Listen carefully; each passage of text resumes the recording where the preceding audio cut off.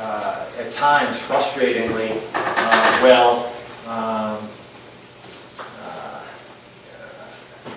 studied, I guess. I'm trying to select my words a little bit carefully in terms of what at first blush. I remember, many years ago now when FERC would meet, I guess, over 30 times with the industry. They wouldn't meet with us at all. Finally gave us one meeting for 1 hour, and us being all the officials from Rhode Island. So very frustrating. There are 3 primary reasons that I stand opposed to this proposal versus other proposals that are outstanding, a couple of which have come up and now actually are taking LNG in nearby vicinities. When we started this, as Rhode Island, I'll say we broadly, when we started this fight many years ago, there were 2 proposals. There are more than a half dozen still outstanding in the Northeast. That includes nearby Canada as well. And again, so my point has always been not no to LNG as a whole, but no in terms of accessing it in this particular way. The first thing that really brought mine, and this goes more to the security aspect, and I always want to preface that discussion with this is the last thing that I ever want to get to. And I think my starting with the discussion tonight on the threat assessment in a post-9/11 world more so feeds into, I think, the economic development, socioeconomic impacts because of the requirements that are put on the vessels when they come into our waterways. So, at the outset, you want to start, hold hands with the industry and say, while we may dispute to a certain extent whether or not unfortunate incidents have occurred, the claim that there has been no incident, I dispute that respectfully, but I know there's been some discussion from Algeria to Cleveland and points in between. Obviously a minor one by all accounts, but nonetheless I think a little shocking to the neighborhood was Ludlow just a couple days ago. But the thing is, I guess, hold hands. I mean, we could all hold hands and let's assume for a minute that LNG never, the study, which I'll touch upon very briefly and we'll come back to later if anybody wants more on it, that assume for a minute that the catastrophic moment never happens. There are still, because of the risk associated with these projects, there are still requirements that are put in place that we, as a community, and I think Jamestown particularly, would suffer through. What are those? Well, in 2004 there was a Sandia study. The Sandia study was done in assessing the impact. Most of these ships that, while they varied in a couple of different proposals, it's going back to the larger vessel, somewhere in excess of 1,000 feet, approximately 3 football fields long. I had the luxury, I suppose, of riding. I think I was the last public official invited to ride into one, into the Boston Harbor. And these enormous ships have up to 5 vessels within them. I say that because the Sandia study, when you look at it, they did different analysis on different piercings and the impact that it would have. There's the study that we use as a reference point when they're doing the chart, which we use, and I'll show you in a moment, was only 3 of those chambers being pierced, not a full 100% piercing. I should start even with the basics for those that are here. Liquefied natural gas is gas cooled to 260 degrees below 0 Fahrenheit, changes to a liquid, thereby when that happens, when it's chilled that low, to a liquid which reduces to a 600th of the volume. It allows obviously massive quantities to be combined in these tanks as they brought in.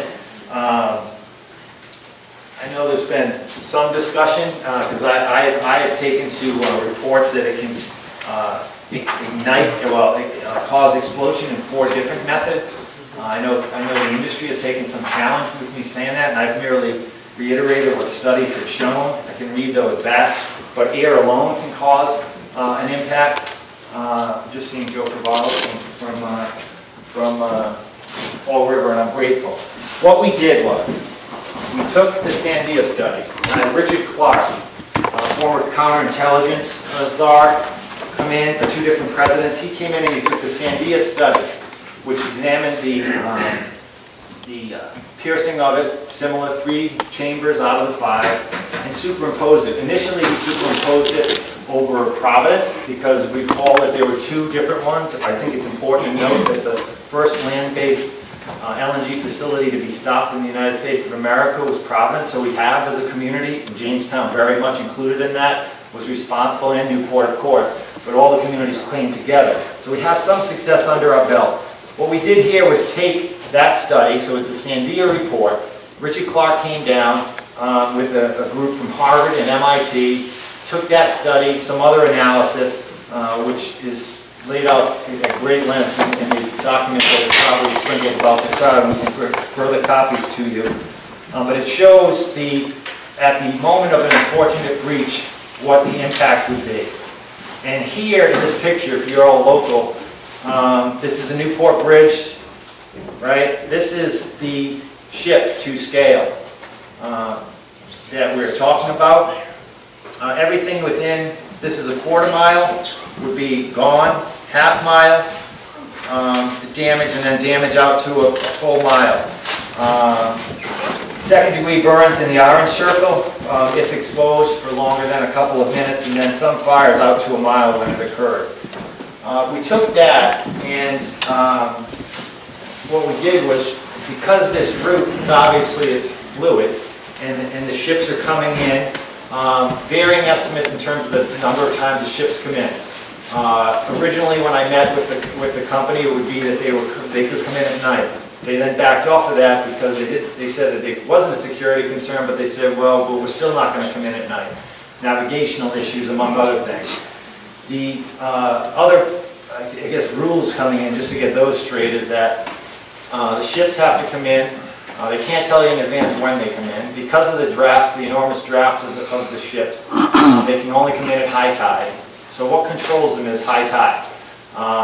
Latest filings, although they have vacillated over time from the different filings, and that includes Providence as well. It also includes over time shifting from the large ships to the smaller, slightly smaller ships that we discussed back when Bright Ring Bridge was still in play and it was still an on-site facility in Fall River, was that the number would go up. Currently, the last filing that I know of is that it would come in 70 times a year.